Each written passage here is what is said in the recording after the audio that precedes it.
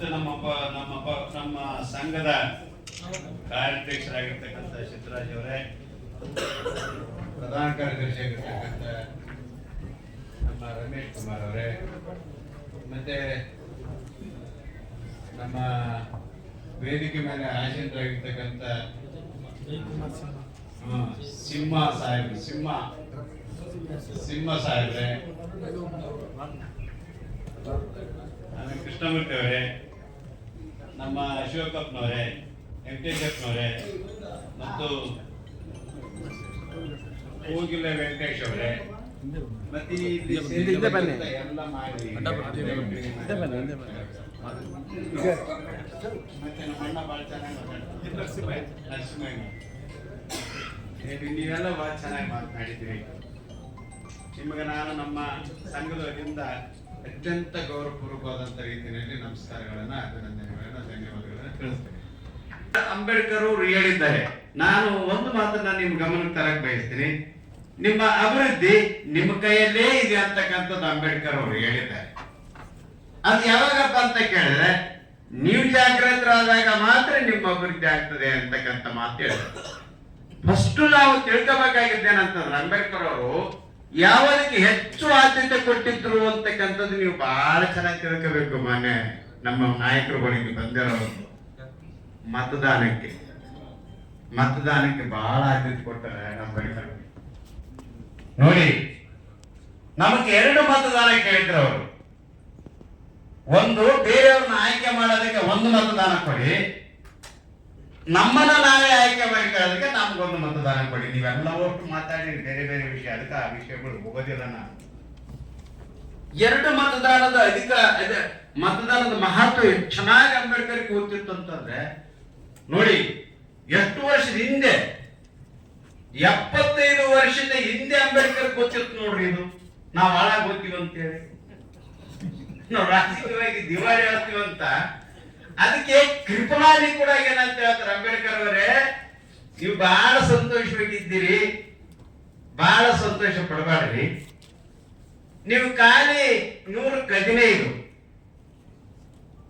ಅಲ್ಲಿಗೆ 8 ಜನ 36 ಜನ, ಈ 8 ಜನ ಸಿಗ್ತೀರಿ ಹೇಳಿ. ನೀವು ಪಾರ್ಲಿಮೆಂಟ್ ನಲ್ಲಿ 8 ಜನ ಸಿಗ್ತೀರಿ, ಬಹಳ ಅಂದ್ರೆ ಒಂದು 20-30 ಜನ ಸಿಗಬಹುದು, ಒಂದು 50 ಜನ ಸಿಗ್ಬೋದು, 60 ಜನ ಸಿಗ್ಬೋದು. ಇನ್ನು ಇನ್ನೂ 500 ಜನರಲ್ಲಿ ನೀವು ಇನ್ನೇನ್ ಮಾಡಕ್ ಸಾಧ್ಯತೆ ಇದೆ ಅಂಬೇಡ್ಕರ್ ಅವರೇ ಅಂದ್ರೆ, ಅವ್ರು ಏನ್ ಹೇಳ್ತಾರೆ ಅಂಬೇಡ್ಕರ್ ಅವರು, ಇವರು ಸೇರೇ ನೋಡಿದ್ದಿಲ್ಲ, ಊರಕ್ಕೆ ಬಂದಿರ್ಲಿಲ್ಲ, ಸೇರಿದ ಮೇಲೆ ಕುಂತು ನಿಮ್ಮನ್ನ ಕೇಳ್ತಾರ, ಅದೊಂದು ಸಂತೋಷ. ಮತ್ತೆ ಇದನ್ನ ಅವರು ಈ ದೇಶನ 100% ಆಡಳಿತ ಮಾಡ್ತಾರೆ. ಯಾಕಂದ್ರೆ ಬಹುಸಂಖ್ಯಾತರು ನಾವಾಗಿರೋದ್ರಿಂದ, ನೀವು ಒಂದು ಕಾಲದಲ್ಲಿ ರಿಸರ್ವೇಶನ್ ಕೇಳ್ತಕ್ಕಂಥ ಕಾಲ ದೂರ ಎಲ್ಲ ಬರ್ತದೆ. ಕೃಪಲಾನ್ ಅವ್ರು ಅಂತ ಹೇಳಿದ್ರು ಅವರು, ನೀವೇ ಕೇಳ್ತೀರಿ ನಮ್ಮನ್ನ ರಿಸರ್ವೇಶನ್, ನಾವು ಕೇಳೋದಿಲ್ಲ ರಿಸರ್ವೇಶನ್ ನಿಮ್ಮನ್ನ. ಇದು ತಾತ್ಕಾಲಿಕವಾದಂಥದ್ದು, ಖಾಲಿ 10 ವರ್ಷದ ರಿಸರ್ವೇಶನ್ ಮಾತ್ರ ಹೇಳಿದ್ದೀವಿ ನಾವು. ಮುಂದೆ ನಮ್ ಜನ ಭಾರಿ ಬುದ್ಧಿವಂತರಾಗ್ತಾರ. ನೀವು ಖಾಲಿ ತುಪ್ಪ ಹಾಕೋದವ್ರನ್ನ ಒಂದು ಅಣು ತುಪ್ಪ ತಿಂದವರು ನಾವು ಬುದ್ಧಿವಂತರು ಅಂತ ಹೇಳ್ತೀರಿ. ನೀವು ತುಪ್ಪ ತಿಂತೀವಿ ನಾವು ಬಹಳ ಬುದ್ಧಿವಂತರು ಅಂತ ಹೇಳ್ತೀರಿ, ಹಾಕೋದವ್ರದ್ದು ಒಂದು ಅಣು ತಿಂದು ಬುದ್ಧಿವಂತರು ಅಂತ ಹೇಳ್ತೀರಿ. ನಾವ್ ಇಡೀ ಆಕಳವೇ ತಿಂದೀವಿ ಸ್ವಾಮಿ, ನಾವೇನ್ ಬುದ್ಧಿವಂತರು ಹೇಳಿವ. ಆದ್ರೆ ನಮ್ಮ ಬುದ್ಧಿವಂತಿಕೆನ ಬಳಸಿರೋದ್ರಲ್ಲಿ ನಾವು ಸ್ವಲ್ಪ ವಿಫಲರಾಗಬಹುದು ನಮ್ಮ ಸಮಾಜ. ಆದ್ರೆ ಬಹುಸಂಖ್ಯಾತರು ನಾವು ಈ ದೇಶ ಆಳ್ತೇವೆ, ಈ ದೇಶ ನಮ್ಮ ಕೈಯಲ್ಲಿ ಬರ್ತದೆ ಅಂತ ಬಹಳ ದೊಡ್ಡ ಆಸೆ ಇಟ್ಕೊಂಡು ಪಾಪ ಬಾಬಾ ಸಾಹೇಬ್ ಅಂಬೇಡ್ಕರ್ ಅವರು ತೀರ್ಕೊಂಡು ಹೋದ್ರು. ಅವ್ರ ಆಸೆ ಇದೆ, ನೀವು ಈ ದೇಶ ಆಳ್ಬೇಕನ್ನೋದು. ಕಬಡ್ಡಿ ಬಾರಿಸಿ ಹಾಡಾಡಿ ಓದ್ತೀವಿ, ಕುಣಿದಾಡಿ ಓದ್ತೀವಂತ ಅಂಬೇಡ್ಕರ್ ಅವರು ಭಾವನೆ ಮಾಡ್ಕೊಂಡಿರ್ಲಿಲ್ಲ. ಅಂಬೇಡ್ಕರ್ ನೀವು ಈ ದೇಶ ಆಳ್ಬೇಕನ್ನೋದು. ಈ ರಿಸರ್ವೇಶನ್ ಇದು ಏನಾಗಿದೆ ಅಂತ ಕೇಳಿದ್ರೆ, ಇದು ಭಿಕ್ಷರಿ ಯಾರಿಗೆ ಬೇಕಾಗಿದೆ? ಇದು ಒಳ ಮೀಸಲಾತಿ ಯಾರಿಗೆ ಬೇಕಾಗ್ಯದ? ನಾನು ಹಿಂಗ ಅಂತೀನಿ ಅಂತ ನೀವು ಯಾರು ದಯವಿಟ್ಟು ಅನ್ಯತಾ ಭಾವಿಸ್ಬೇಡಿ. ಯಾಕೆ ಬೇಕಾಗ್ಯದ ನಮ್ಗೆ ಇದು ಒಳ ಮೀಸಲಾತಿ? ರಿಸರ್ವೇಶನ್ ಯಾಕೆ ಬೇಕಾಗ್ಯದ? ನಮ್ಮ ತಮ್ಮ ಹೇಳಿದ್ರಲ್ಲ, ಯಾರು ನಮ್ಮ ರಮೇಶ್, ನಾವು 80 ಕ್ಷೇತ್ರದಲ್ಲಿ ಯಾರು ಬೇಕಾಗಿಲ್ಲ, ಯಾರು ಸಹಾಯನೂ ಬೇಕಾಗಿಲ್ಲ, ಇಂಡಿಪೆಂಡೆಂಟ್ ಆಗಿ ಗೆಲ್ತಕ್ಕಂಥ ಶಕ್ತಿ ಸಾಮರ್ಥ್ಯ ನಮ್ಗಿರುವಾಗ ನಮ್ಮ ಜನಾಂಗಕ್ಕೆ ಓಟಿನ ಜಾಗೃತಿ ಇಲ್ಲ. ನಾವು ಒಂದೇ ಕಾರಣಕ್ಕಾಗಿ ನಾವು ಭಿಕ್ಷೆ ಕೇಳ್ತೀವಿ. ನಿಮ್ಮಲ್ಲಿ ಏನಿಲ್ಲ ಅಂದ್ರೆ ಗ್ರಿಪ್ಸ್ ಇಲ್ಲ. ನಿಮ್ಮನ್ನು ಯಾವನು ಸೋಲಿಸ್ತಾನಲ್ಲ ಅವನು ನಾವು ಸೋಲಿಸಲೇಬೇಕು ಅಂತಕ್ಕಂಥ ತೀರ್ಮಾನ ನೀವು ಮಾಡ್ತಾ ಇಲ್ಲ. ಸೋಲಿಸಿದ್ರೆ ಅದನ್ನ ಸ್ವೀಕಾರ ಮಾಡಿದ್ದೀರಿ. ಸೋಲು ಸ್ವೀಕಾರ ಮಾಡೋದಲ್ಲ. ನಾನು ನಿಮ್ಗೊಂದು ಮಾತು ಹೇಳ್ತೀನಿ. ನಮ್ಮ ಭಾಗದಲ್ಲಿ ಒಬ್ಬ ವ್ಯಕ್ತಿ ಪೊಲಿಟಿಷಿಯನ್ ಹೇಳಿದ್ರು ಒಂದು ಮಾತು ಏನಂತಂದ್ರೆ, ಅದನ್ನ ಹೇಳಲೇಬೇಕಾಗ್ತದೆ. ಬಹಳ ಇಂಪಾರ್ಟೆಂಟ್ ಶಬ್ದ ಅದು. ಪ್ರತಿಯೊಬ್ಬ ಮನುಷ್ಯ ಅದನ್ನ ನಾವಷ್ಟೇ ಅಲ್ಲ, ಮಾದಿಗರೇ ಅಷ್ಟೇ ಅಲ್ಲ, ಪ್ರತಿಯೊಬ್ಬ ಮನುಷ್ಯ ತಲೆಯಲ್ಲಿ ಇರ್ಬೇಕು. ಏನಂತಂದ್ರೆ, ಒಬ್ಬ ಉನ್ನತ ಜಾತಿಯವನು ಅವನು ಹೆಸರು ಹೇಳೋದು ಬೇಡ, ಆ ಜಾತಿಯ ಹೆಸರು ಹೇಳೋದು ಬೇಡ. ನಾನು ಒಬ್ಬ ಉನ್ನತ ಜಾತಿಯವನು ಮನಸ್ಸು ಮಾಡಿದ್ರೆ ಇತರೆ ಹಿಂದುಳಿದ ಜಾತಿಯವರನ್ನ 10 ಜನರು ಓಟ್ ಹಾಕ್ಸ್ಬಹುದು. ಒಬ್ಬ ಮನಸ್ಸು ಮಾಡಿದ್ರೆ ಇತರ ಜಾತಿ ಹಿಂದುಳಿದವರು 10 ಜನ ಸೇರಿದ್ರೆ ಒಬ್ಬ ಮುಂದುವರಿದವನು ಓಟ್ ಹಾಕ್ಸಕ್ ಆಗೋದಿಲ್ಲ ಅಂತ ಹೇಳದೆ ಇದೇ ರಾಜಕಾರಣದ ನಿರ್ಣಯ, ಇದೇ ಡೆವಲಪ್ಮೆಂಟ್, ಇಲ್ಲೇ ಇರೋದು ಡೆವಲಪ್ಮೆಂಟ್. ಹೀಗೆ ನಾನು ಹಾಕೊಂಡಂತಪ್ಪ, ನಾನು ದುಡಿಮೆ ಮಾಡೋದ್ರಿಂದ ಬರ್ತತ್ತ ಈ ದೋತ್ರ, ರಿಮಿನ ದೋತ್ರ ಈ ಚೆನ್ನಾಗಿ ಹೆಂಗಿ ದುಡಿಮೆ ಮಾಡಿದ್ರೆ ಬರ್ತತ್ತ, ಕೂಲಿ ಮಾಡಿದ್ರೆ ಬರ್ತತ್ತ, ಹೊಲದಲ್ಲಿ ಕೆಲಸ ಮಾಡಿದ್ರೆ ಬರ್ತತ್ತ. ನನ್ನ ತಮ್ಮ ದಾನಪ್ಪ ಅಂತೇಳಿ ಹೊಲದಲ್ಲಿ ಕೆಲಸ ಮಾಡಿದ, ಬೇಡ ತಮ್ಮ ಅಂತೇಳಿ ದುಡಿಯಕ್ ಹೋದ, ಮರಣ ಹೊಂದಿದ. ಏನ್ ಮಾಡ್ತೀರಿ? ದುಡ್ಡದಲ್ಲಿ ಯಾರು ನಾವು ಡೆವಲಪ್ ಆಗಲ್ಲ ಸ್ವಾಮಿ. ಬೇಕಾದಷ್ಟು ಯೋಜನೆಗಳಿದ್ದಾಗ ಅವ್ನು ಮಾಡಕ್ಕೆ ನಮ್ಗೆ ಆಗ್ತಾ ಇಲ್ಲ, ಇವತ್ತು ಸಿಗ್ತಾ ಇಲ್ಲ. ಅವು ನಿಮ್ಗೆ ಗೊತ್ತಿರಲಿ. ಇವೇನಂತಾರೆ ಮೇಜರ್ ಇಂಡಸ್ಟ್ರೀಸ್ ಏನಾವಲ್ಲ, ಇಂಡಸ್ಟ್ರೀಸ್ ಡಿಪಾರ್ಟ್ಮೆಂಟ್ ಅಲ್ಲಿ ಬೇಕಾದಷ್ಟು ಸೈಟ್ಗಳು ಕೊಡ್ತಾ ಇದಾರೆ. ನಿಮ್ಮ ಹೆಸರೇ ಬೇಕಾದಷ್ಟು ಸೈಟ್ ಮಾರಾಟ ಆಗ್ತಾ ಇದಾವೆ, ತಗೊಂತಾ ಇದಾರೆ. ಆದ್ರೆ ನಿಮಗೆ ಸಿಗ್ತಾ ಇಲ್ಲ. ಅಂತವ್ ನೀವು ತಗೊಳ್ಳಿ, ಉದ್ಯೋಗ ಮಾಡಿ. ಎಲ್ಲಿವರೆಗೆ ನೀವು ಉದ್ಯೋಗ ಮಾಡೋದಿಲ್ಲ ಅಲ್ಲಿವರೆಗೆ ನಿಮ್ಮನ್ನ ಯಾರು ಅಭಿವೃದ್ಧಿ ಮಾಡೋದಿಲ್ಲ. ಅದಕ್ಕೆ ಅಂಬೇಡ್ಕರ್ ಹೇಳ್ತಾರ, ಏನಂದ್ರೆ ನಿಮ್ಮ ಉದ್ಧಾರ ನಿಮ್ಮ ಕೈಯಲ್ಲೇ ಇದೆ, ನೀವು ಜಾಗೃತರಾದಾಗ ಮಾತ್ರ ನಿಮ್ಮ ಉದ್ಧಾರ ಆತಾರ. ಆಗ ಕೂಡ ಮಂತಪ್ಪನಂತವನೊಬ್ಬನ ಯಾವನ ಬಂದು ನಿಮ್ಮನ್ನು ಉದ್ಧಾರ ಮಾಡ್ತೀನಂತ ಹೇಳಿದ್ರೆ ಅವ್ರು ಬಹಳ ದೊಡ್ಡ ಮೂರ್ಖ. ಅದನ್ನ ನಂಬಿ ನೀವೇನಾರು ಕುಂತ್ರೆ ನಿಮ್ಮಂತ ಮೂರ್ಖರು ಯಾರಿಲ್ಲ ಅಂತ ಬಹಳ ಸ್ಪಷ್ಟವಾಗಿ ಹೇಳ್ತಾರೆ ಅಂಬೇಡ್ಕರ್. ಈ ರಿಸರ್ವೇಶನ್ ನಿಂದ ನಾವ್ ಯಾರಾದ್ರೂ ದೊಡ್ಡ ಮನುಷ್ಯರಾಗಕ್ಕೆ ಸಾಧ್ಯತೆ ಇದೆ. ನಿಮ್ಗೆ ಗೊತ್ತಿರ್ಲಿ, ಸರ್ಕಾರಗಳು ಏನೇನು ಮಾಡ್ಯಾವಂದ್ರೆ ಕೋಳಿ ಕೂಡ ಯೋಜನೆ. ಕೋಳಿ ಮಾಡೋದ್ರಿಂದ, ಕೋಳಿ ಸಾಕೋದ್ರಿಂದ ಅಭಿವೃದ್ಧಿ ಆಯ್ತೀವ? ದನ ಸಾಕೋದ್ರಿಂದ ಅಭಿವೃದ್ಧಿ ಆಯ್ತೀವ? ದನ ಸಾಕಿ ಅವರಿಗೆ ಹಾಲು ಕೊಡ್ತೀವಿ ನಾವು, ಕೋಳಿ ಬೇಯಿಸಿ ಅವ್ರಿಗೆ ತಿನ್ನಕ್ ಕೊಡ್ತೀವಿ ನಾವು. ಅವ್ರ ಸಲುವಾಗಿ ಇವೆಲ್ಲ ಮಾಡೋದು ನಾವು. ಆಕಳ ಸಾಕದ ಅವ್ರ ಸಲುವಾಗೇನೆ, ದನ ಸಾಕದ ಅವ್ರ ಸಲುವಾಗೇನೆ, ಕುರಿ ಸಾಕದ ಅವ್ರ ಸಲುವಾಗೇನೆ, ಕೋಳಿ ಸಾಕದ ಅವ್ರ ಸಲುವಾಗೇನೆ. ಅವ್ರು 4 ರೂಪಾಯಿ ಕೊಡ್ಬೋದು ಅಷ್ಟೇ. ಇದರಿಂದ ಅಭಿವೃದ್ಧಿ ಆಗೋದಿಲ್ಲ. ನಾವು ಸ್ವಾಮಿ ನಮ್ಗೆ ಹೊಲ ಕೊಡ್ತು ಅಂತಾರ, 2 ಎಕರೆ ಕೊಡ್ತಾರ ಸ್ವಾಮಿ. 2 ಎಕರೆ ಯಾವನ ದೊಡ್ಡ ಮನುಷ್ಯ ಆಗ್ತಾನೆ ಸ್ವಾಮಿ, ಹೇಳಿ ನೋಡೋಣ.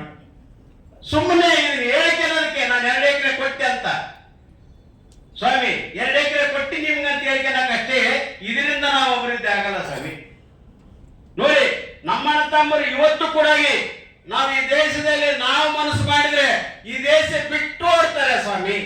ಈ ದೇಶನ ಸ್ವಚ್ಛ ಮಾಡೋರು ನಾವು, ಈ ದೇಶನ ನೀಟಾಗಿಟ್ಟವರು ನಾವು, ಈ ದೇಶಕ್ಕೆ ದೊಡ್ಡ ಹೆಸರು ತಂದಿರ್ತಕ್ಕಂಥವ್ರು ನಾವು, ನಮ್ಮ ಸಮಾಜ.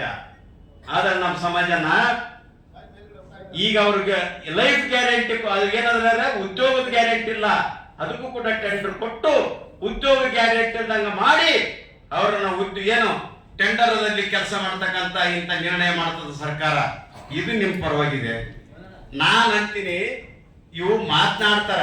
ಇವು ಮಾತುಗಳು ಯಾವಾಗ ಬಂದಾತವಂದ್ರೆ, ನಮ್ಮ ಅಕ್ಕ ತಂಗಿಯರನ್ನ ನಾವು ಮೊದಲು ರಾಜಕಾರಣಕ್ಕೆ ತರಲೇಬೇಕು. ನಾವು ನಾಳೆ 30% ರಿಸರ್ವೇಶನ್ ಬರ್ತದೆ.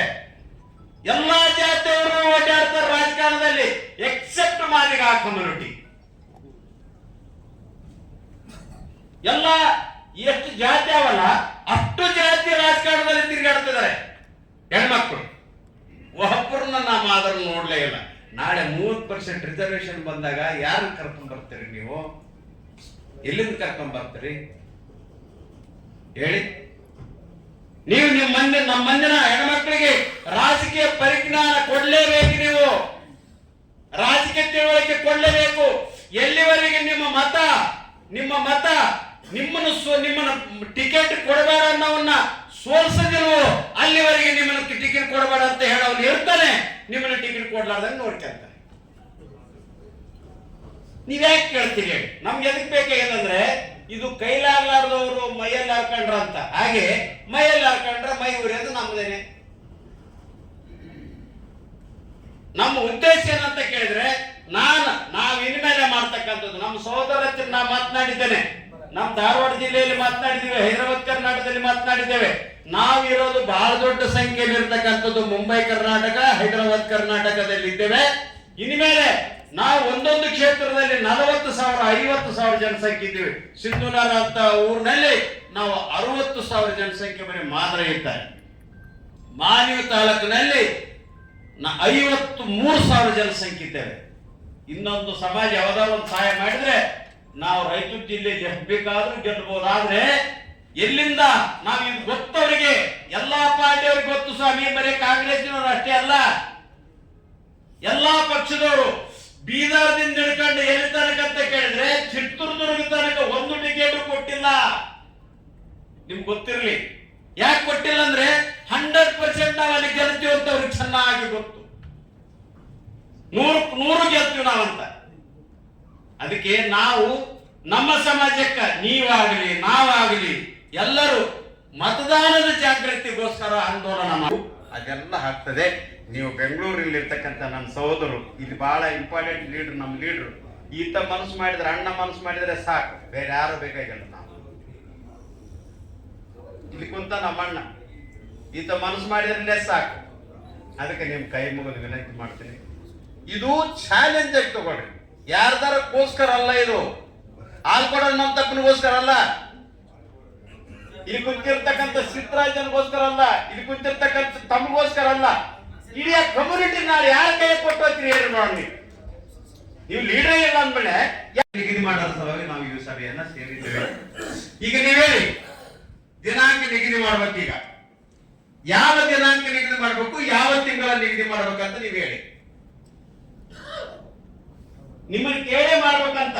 ಈಗ ನಾನು ಯಾವ್ದಾರು ಮಾಡಿದ್ದೀನಿ, ನಮ್ಮ ತಪ್ಪು ಮಾಡ್ಯಾನ, ಆಲ್ಕೊಡನ್ನ ತಪ್ಪು ಮಾಡ್ಯಾನ ನಮ್ಮ ಮಂದಿರೇ ಬಾಳ ನಮ್ಮ ಮಂದಿ. ನೀವ್ ಹೇಳಿ ಯಾವ ದಿನಾಂಕ ನಿಗದಿ ಮಾಡ್ಬೇಕು, ನಾವು ಯಾವ ದಿನಾಂಕದಿಂದ ಮಾಡ್ಬೇಕು, ಆ ದಿನಾಂಕದಲ್ಲಿ ನೀವು ಏನೇನು ಶ್ರಮ ವಹಿಸ್ತೀರಿ ಅಂತಕ್ಕಂಥದ್ದು ನೀವು ಹೇಳಿ. ನಮ್ಮ ಜವಾಬ್ದಾರಿಗಳನ್ನು ಹೇಳಿ. ನೀವು ಇಂಥ ದಿನಾಂಕ ಮಾಡಿ ಅಂತ ನೀವೆಲ್ಲರೂ ಹೇಳಿ. ಯಾವ ತಿಂಗಳ ಮಾಡೋಣ ಅಂತ ಹೇಳಿ, ಅದೇ ತಿಂಗಳ ಮಾಡೋಣ. ಸುಮಾರು ಕೂಡ ಏನ ಹೇಳ್ತಾನೆ ಕೇಳ್ತಾಳೆ ಅಂತ ಗೊತ್ತೀರಿ. ನನ್ನ ನೋವನ್ನು ಕೂಡ ನಿಮಗೆ ಎಲ್ಲವನ್ನೂ ಹೇಳಕ್ ಆಗೋದಿಲ್ಲ. ನಮಗೆ ದುಃಖ ಅನಿಸ್ತದೆ ಒಂದು ಸಲ. ಆದ್ರೂ ಕೂಡ ನನಗೆ ಅವ್ರು ಬರಲಿಲ್ಲ ಇವ್ರು ಬರಲಿಲ್ಲ ಅಂತಲ್ಲ, ನೀವು ಬಂದಿರಿ ಬಹಳ ಖುಷಿ. ನೀವು ಕೆಲಸ ಮಾಡೋಣ. ನಾನು ಹಾಕೊಡ ಅನ್ನುವಂತಪ್ಪ ಅಂದ್ರೆ ಏನ್ ಮಾತಾಡೋಣ ಅಷ್ಟೇ. ಹಳ್ಳಿಗೆ ಹೋಗಿ ಜನನ ಕರ್ಕೊಂಬಾರ. ನೀವು ಜನನ ಕರ್ಕೊಂಬಾರ, ನೀವು ಜನ ಸಂಘಟನೆ ಮಾಡೋ. ನಾವಲ್ಲಿ ಧಾರವಾಡದಲ್ಲಿ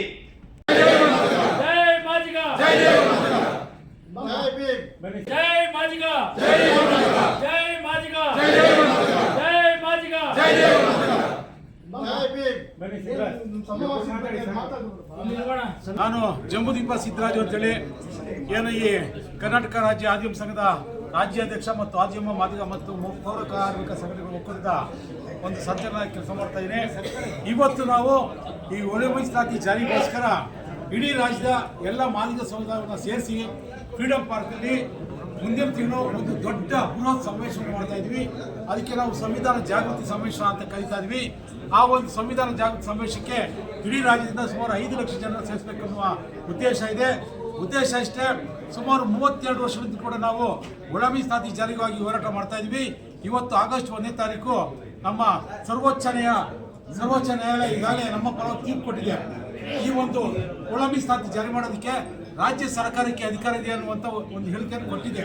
ಅವತ್ತು ತೀರ್ಪು ಕೊಟ್ಟ ಮೇಲೆ ಕೂಡ ನಮ್ಮ ರಾಜ್ಯ ಸರ್ಕಾರ ಅದನ್ನು ಅನುಷ್ಠಾನ ಮಾಡೋದು ವಿಳಂಬ ಮಾಡ್ತಾ ಇದೆ. ವಿಳಂಬ ನೀತಿಯನ್ನು ನಾವು ಖಂಡಿಸ್ತಾ ಇದ್ದೀವಿ. ಹಾಗೂ ಮುಖ್ಯಮಂತ್ರಿಗಳ ಮೇಲೆ ಒಂದು ಒತ್ತಾಯ ಮಾಡಿ ಆ ಒಂದು ಒಳ ಮೀಸಲಾತಿ ಜಾರಿಯನ್ನು ಬೇಗ ಮಾಡಬೇಕನ್ನೋ ಉದ್ದೇಶದಿಂದ ನಾವು ಒಂದು ದೊಡ್ಡ ಸಮಾವೇಶನ ಹಮ್ಮಿಕೊಂಡಿದ್ದೀವಿ. ನಮಸ್ಕಾರ. National president all India manufacturing committee ಮತ್ತು ಜೈ ಮಾದಿಗರ ಮಾದಿಗ ವೇದಿಕೆ ರಾಜ್ಯಾಧ್ಯಕ್ಷರು. ಇವತ್ತು ಏನು ನಾವು ಸಂವಿಧಾನ ಜಾಗೃತಿ ಸಮಾವೇಶ ಹಾಗೂ ಮತ್ತು ನಮ್ಮ ಮಾದಿಗ ಸಂಘಟನೆಗಳ ಒಕ್ಕೂಟದಿಂದ ನಾವು ಪೂರ್ವಭಾವಿ ಸಭೆ ಮಾಡ್ತಾ ಇದ್ದೀವಿ ಅಂದರೆ ಇಡೀ ನಮಗೆ ಬೇಕಾಗಿದ್ದಂಥ ಸವಲತ್ತುಗಳನ್ನ ಇಮಿಡಿಯೇಟ್ಲಿ ಜಾರಿ ಆಗಬೇಕು ಸರ್ಕಾರದಿಂದ. ಏನು ಸುಪ್ರೀಂ ಕೋರ್ಟ್ ಆದೇಶ ಮಾಡ್ತಾ ವಿಳಂಬ ಧೋರಣೆಯನ್ನು ಮಾಡ್ತಾ ಇದೆ, ಅದು ವಿಚಾರವಾಗಿ ಇವತ್ತು ಪೂರ್ವಭಾವಿ ಸಭೆ ಮಾಡಿ ಮುಂದಿನ ತಿಂಗಳು ಬೃಹತ್ ಸಮಾವೇಶ ಮಾಡಿ ಒಂದು 5 ಲಕ್ಷ ಜನ ಸೇರಿ ಸರ್ಕಾರಕ್ಕೊಂದು ಎಚ್ಚರಿಕೆಯನ್ನು ಕೊಡೋಕ್ಕೆ ಒಂದು ಪೂರ್ವ ಸಭೆ ಮಾಡ್ತೀವಿ. ಈ ಪೂರ್ವ ಸಭೆಯಲ್ಲಿ ಎಲ್ಲ ನಮ್ಮ ದಲಿತ ಮುಖಂಡರು ಮತ್ತು ಆಮೇಲೆ ನಮ್ಮ ಮಾದಿಗ ಸಮುದಾಯ ಎಲ್ಲ ಮುಖಂಡರುಗಳು ಎಲ್ಲ ವರ್ಗದ ಮುಖಂಡರುಗಳಿಗೆ ಬಂದಿದ್ದಾರೆ. ಒಂದು ಈ ಕಾರ್ಯಕ್ರಮ ಯಶಸ್ವಿಗೊಳಿಸಿ ಮುಂದಿನ ಕಾರ್ಯಕ್ರಮಕ್ಕೆ ಜಯಶೀಲ ಆಗಬೇಕಂತೇಳಿ ಕೇಳ್ಕೊತೇವೆ. ಜೈ ಭೀಮ್, ಜೈ ಭಾರತ್, ಜೈ ಅಂಬೇಡ್ಕರ್, ಜೈ ಜಗಜೀವಿ. ನಮಸ್ತೆ.